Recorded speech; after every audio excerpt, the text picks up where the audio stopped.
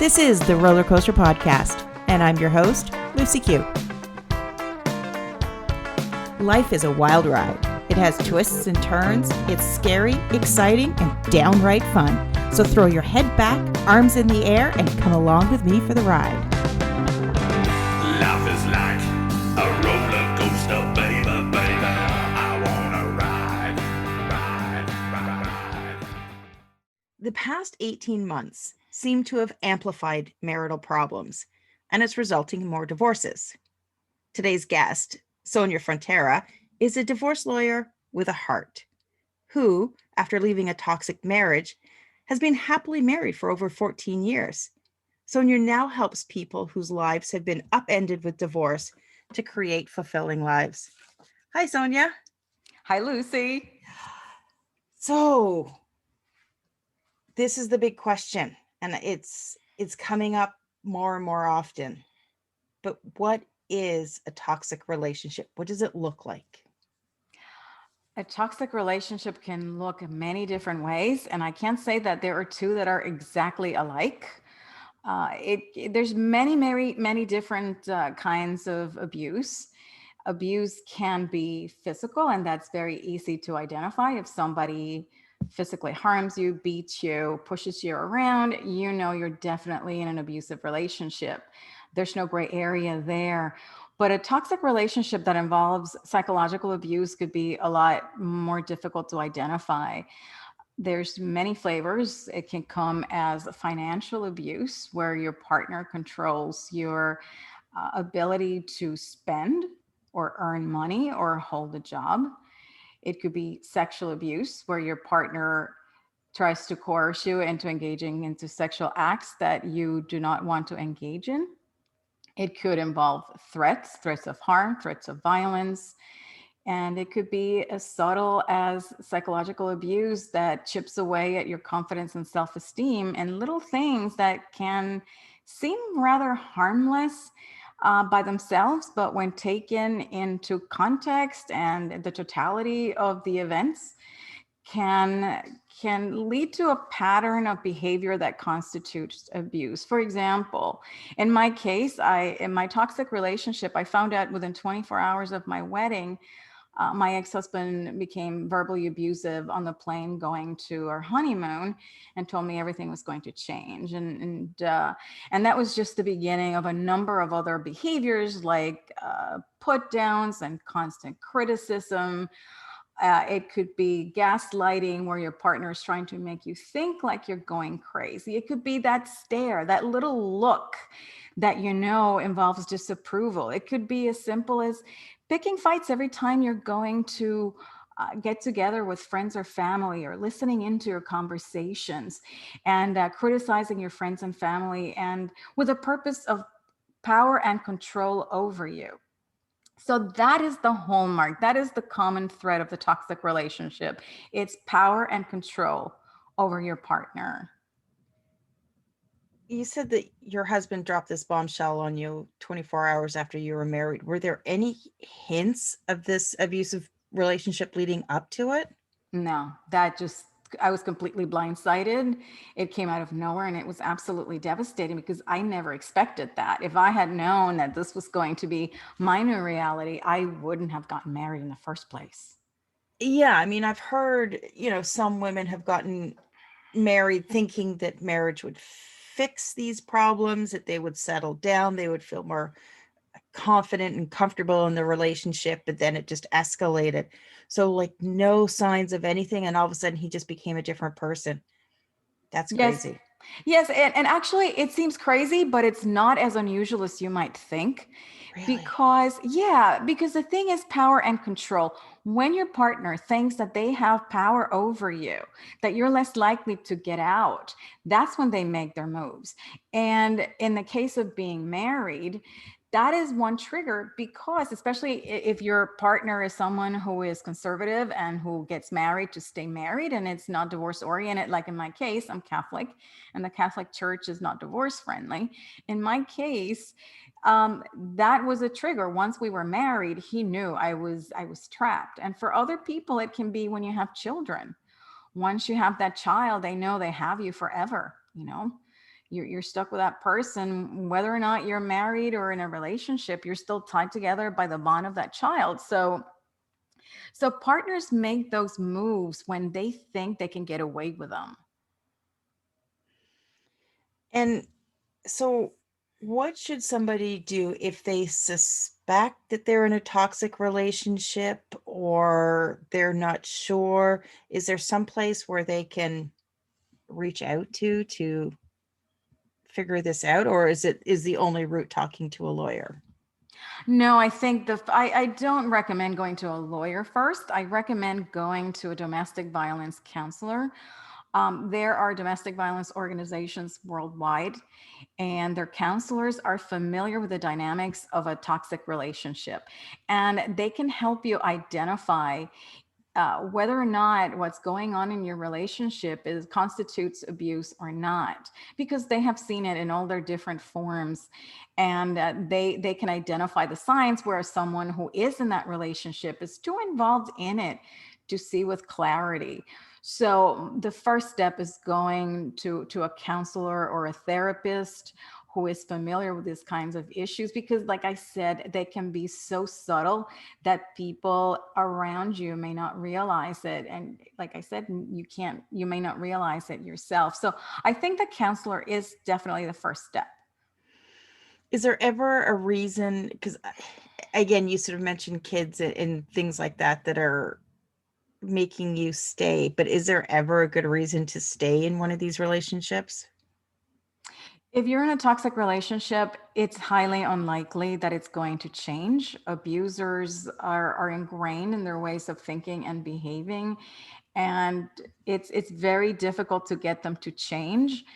You need to investigate your individual circumstances and make an informed decision. If you are in harm's way, by all means get help immediately, and don't be afraid to call the police if that is necessary, because your physical safety comes first.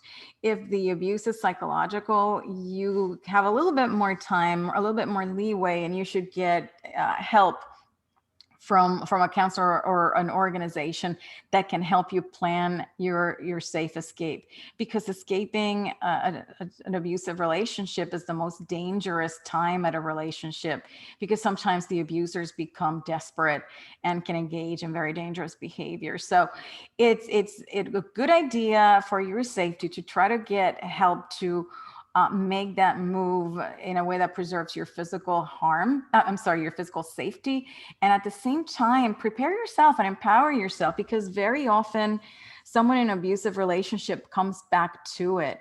And I think it's really important, and I can say this from my personal experience, that it's really important to get yourself in a position of power so that you can make a clean break and move forward in confidence and true freedom. You mentioned about planning a safe escape. Is the only way out to physically leave, or and I know the laws between Canada and the US, province to province, state to state may change, but is that the only choice, that the victim leaves, or are there circumstances where the abuser can be forced to leave the marital home? Well, it depends on the situation, but I know in my state in New Jersey, if you get a restraining order and there's abuse that has been proven in court, you can get an order where the abuser is asked to leave the place, and ultimately there is a final hearing where all the merits of the case are heard and a final determination made. But you are, at least in my jurisdiction, not obligated to remain in the same roof with someone who's physically harming you if you prove that in court. That still seems like a lot to bear. I mean, if somebody's being abused and they're in a toxic relationship, and then they have to go through the pain of having to leave their home and find a new place and figure out, it kind of doesn't seem fair that the abuser can get away with that. Yeah, well, life isn't fair, but the No. most important thing is your safety, your well-being, and your happiness. Don't make it about your house or your place where you live. Make it about yourself. And sometimes it might even be better for you to leave that place where you have, all those bad memories and where your partner is there and able to exert some pressure on you. So you really need to think about this very carefully and weigh all your options. So don't limit yourself by anything in particular. Just explore your options, because there might be something that you may not have even considered that might be a good fit for you. In my case, I moved out, and I'm very happy that I did. And I started all over, and I started from scratch, and I have no regrets. There's no looking back for me. And you mentioned that it's important to find your power. How do you even begin to find, when you're in this abusive relationship? I would assume that your self-confidence and your self-worth has been depleted. How do you even begin to reclaim your power and step forward? As an empowerment trainer, I see the three pillars of self empowerment as self awareness, self expression, and self care, and they go hand in hand. The most important, I would say, is self awareness, because it helps you identify how you ended up in this toxic relationship to begin with. Identify how you missed any red flags that might have been present, what dynamics, what social messages you might have learned that have lured you into such a relationship or picking the partner that you did, and how you interacted with your partner, and use those lessons to avoid repeating those dynamics in future relationships. Also, self-expression is really important, and for me this was really, really key. I highly recommend that anyone who is looking to end a relationship or just to become more fulfilled in general, try to express themselves, try to get a grip on what is their life purpose, what are their gifts and their talents, and use that as a springboard to creating a healthy and joyful life. For me, as I found myself trapped in this toxic relationship, I went to law school, and that made me feel more accomplished. It gave me a brand new life, the possibility of a new profession. And I'm not suggesting that everyone who's in a toxic relationship should go to law school, but try to discover what is it that makes you feel happy, what makes you tick, what are your gifts, what are your talents, what are you good at, what do you enjoy doing, and what do you want your life to look like once this relationship ends.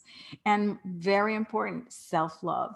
You need to get, in addition to having strong support systems of friends and family and professionals like therapists and counselors, also take very good care of yourself, befriend yourself, and tend to your needs, because especially women, we tend to put other people's needs ahead of our own, and deplete ourselves emotionally and physically by taking care of everybody else.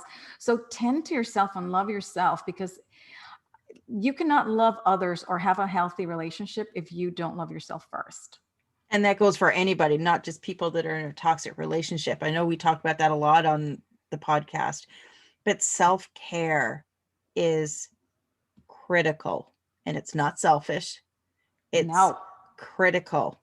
Um, and it's, for myself, it took me a long time to learn the importance of self-care. I don't even think it was a topic that I understood properly until the last few years. But going back to, the three pillars and what people have to work through, where do people begin to deal with, any guilt that they may have? I've heard from people that are contemplating or going through divorce. They have guilt. They feel like they've failed. How do you begin to process those feelings? Let me start by saying there is no such thing as a failed marriage or a failed relationship. I'm here to debunk the myth of the failed marriage. Every person that is in your life, every relationship, every encounter that you have is here to teach you a lesson. And your partner was in your life for a reason. Try to ascertain what are those reasons, what are those lessons that were present, and try to use them to rebuild your life. And you were also in your partner's life for a reason.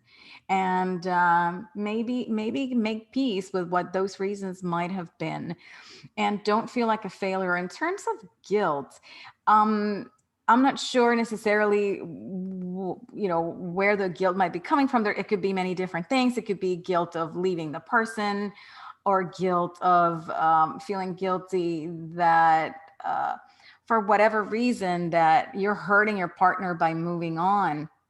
But the important thing is that when you're in a relationship that is not happy, that is not fulfilling, your partner will move on eventually. It's every time heals all, and your partner may feel sad about the relationship ending, but if it's in the best interest of all involved, it's a necessary step that you should make without having guilt be the sole reason to stay in the relationship. How long do you recommend that people go through a healing process before they start attempting a new relationship?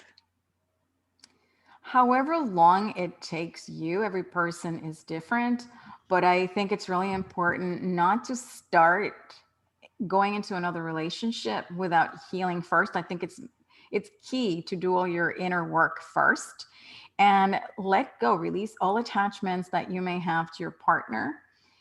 And then and only then can you have a healthy attachment, a healthy relationship with another person. I call it divorce from your ex, not to your ex.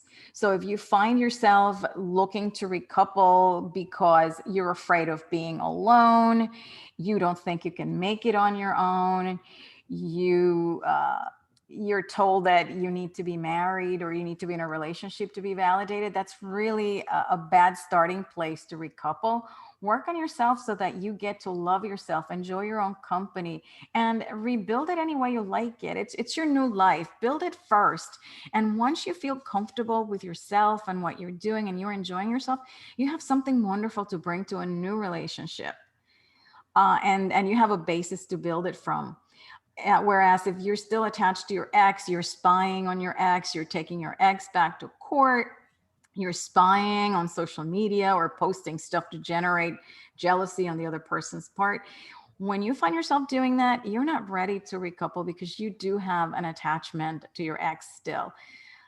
Work on it, release it, let it go, bless the relationship with love, and then you'll be free to start over again.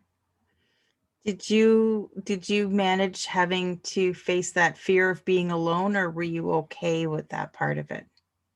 Oh, I love being alone. I'm really comfortable with my own company. And especially when you have been in a relationship that is abusive and you have someone all over you all the time, just like making your life hell, it is such a relief. It is a wonderful relief to just like come home and there's nobody like, saying nasty things or digs or giving you the look or making you uncomfortable. So for me, it was really wonderful to be by myself. And in fact, I didn't date for 4 years.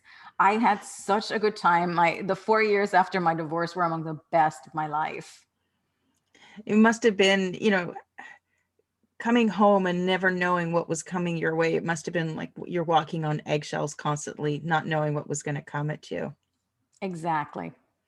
That must create a lasting, I almost want to say, did that create some sort of PTSD or something? I can't say I had PTSD from it, but it was just really awkward to have to come into this. And for me, empowering myself before I made the break made it less difficult for me to come in and deal with it because it was like Teflon.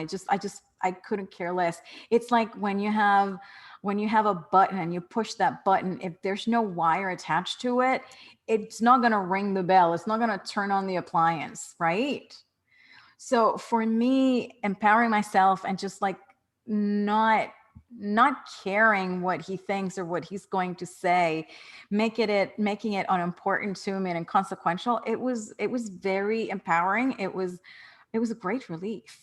And that's why I really encourage everyone to do that. If they have the time and they're not in danger, try to work on yourself to get to that point. So you did the inner work before leaving. Yes, and I highly recommend doing that. If you have the time, again, if you are in a dangerous situation, get out as quickly as you can. Get help and get out. What were some of those first things that you did to empower yourself when you were still in the relationship? You're still married, you're still in the same home. What were some of the things that you were doing to reclaim your power? Because I would almost say if you're, if you start listening to motivational videos or something on YouTube, I'm sure that the other person is going to be chiming in, having something to say about that. So what were some of the first steps that you took into reclaiming your power? I worked with a counselor. I found it really, really helpful to work with a therapist that was conversant with these types of issues, and she supported me. And I felt so much more empowered as I was working with her. For example, while I was going to sessions with her, I went on a trip to Jamaica, and my ex-husband started with his classic behaviors, the criticism. And it's like, it's like when a 3-year-old tells you something, they can say that they can tell you the most outrageous thing and you don't care. And when you start looking at it this differently, it's a way of reframing the dynamic of the relationship, and seeing that this is really inconsequential. What someone says about me does not define me. I don't have to care what he says. His opinion of me doesn't matter. It doesn't mean anything. So when you get yourself to that point that I am me, I have a right to be me, and I'm not going to let you stop me or hold me back. It's just coming to that realization. And then the behaviors just don't have the effect on you that are intended from him. And ultimately, anyone else's behavior is their behavior. It has nothing to do with you. Exactly. So how do you work with people in this situation? What are some of the things that you do to help them in the process? Well, I don't typically work one-on-one with clients. I have a book that it provides readers a toolkit so that they can do their inner work on their own. And I also create courses and workshops. I really enjoy the group setting. I think when you have people in a group, there's a shift in the energy, and people support one another. You get to be mirrors of one another, and you understand that you're not alone in the situation, that there's other people going through similar situations and dynamics. And that's really, really empowering. And that's one of the reasons why I prefer to work in groups. Yeah, I could definitely see that in the group environment, you're not going to feel, I've known some very, very smart women who have realized that they're in toxic relationships. And then there's almost, this is going back to the guilt, is that they start asking themselves, well, how did I not realize this? How did I not see this? And they question their own intelligence. And it's like, well, no, that's how those people operate. That's how they get into your head and how they manipulate situations. So I can imagine that being in that group environment sort of would dissolve some of that for somebody, because they would then realize, wait a second, no, this is more common than I thought. Absolutely. And the other thing is that, and things have changed a little bit since I was in this relationship, but there's the stigma that if you are in an abusive situation, it's because you like it, because you asked for it, or because you're some sort of loser. Or And weak. or I've heard, weak. yeah, Yes, yeah. right. So there's something wrong with you. But when you start talking to other people, you'd be surprised. There's lawyers and financial advisors and consultants and experts, people and business women, people who are really, really accomplished, who have been in these kinds of relationships. And when you see that there's people who are smart and accomplished and strong, finding themselves tied to someone who is wrong for them and does things that are objectionable, then you see that, you know what, I'm not alone. This is something that actually 1 in 4 women and 1 in 7 men experience. Oh, It's more common than you think. Go to any room, anywhere, go to a concert, go to a meeting, and there's more than 4 people, you know, at least one of them has been in a domestic abuse situation. yeah. And, it's, it's easy for women to sit there and point the finger that it's men doing this. But you brought up that 1 in 7 men are in these situations, because women can be equally as toxic and abusive, and they can, they may be, no, there are physical abuse situations between, women abusing men, that's out there as well. But it's probably a lot harder for a man to step forward and say, hey, this is a situation that I'm in. I think it's a lot harder for men. I think to start, it's somewhat emasculating Yeah.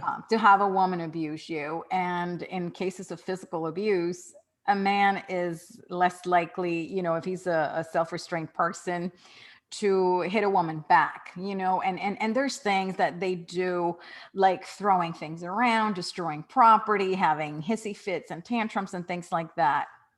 So there's different manifestations. The way women do it, there's a lot of psychological dynamics going on when there's partner abuse, and the woman is the perpetrator.